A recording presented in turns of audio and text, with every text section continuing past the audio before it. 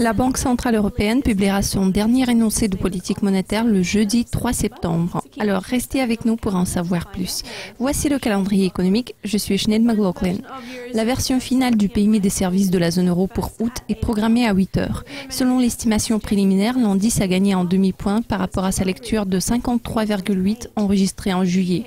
La Grande-Bretagne doit publier son PMI des services pour août à 8h30. L'indice est apparu plus faible que prévu en juillet, mais il reste en territoire positif. Les ventes au détail de la zone euro pour juillet suivent à 9 heures.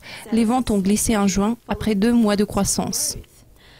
L'énoncé de politique monétaire fort attendu de la Banque centrale européenne est prévu à 11h45 et il sera suivi d'une conférence de presse 3/4 d'heure plus tard.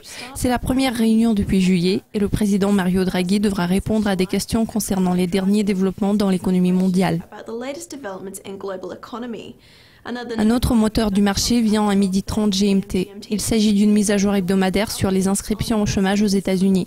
Les demandes initiales ont baissé de 6 000 au cours de la semaine se terminant le 22 août, alors que les réclamations continues ont progressé de 13 000 au cours de la semaine se terminant le 15 août. La balance commerciale américaine pour juillet sera disponible à la même heure. Le déficit commercial s'est creusé en juin car les exportations ont baissé et les importations ont augmenté. La balance commerciale du Canada est également prévue à cette heure-ci. Le déficit commercial s'est amélioré beaucoup plus que prévu en juin car les exportations ont connu une forte croissance et les importations ont reculé. L'indice ISM non manufacturier des USA pour août est programmé à 14 heures. L'indice a atteint son plus haut sur 7 ans en juillet. Enfin, le Japon fera connaître son indice salarial des gains en espèces pour juillet à 1h30 du matin. Les salaires ont diminué en juin après le gain annuel de 0,7% enregistré le mois précédent.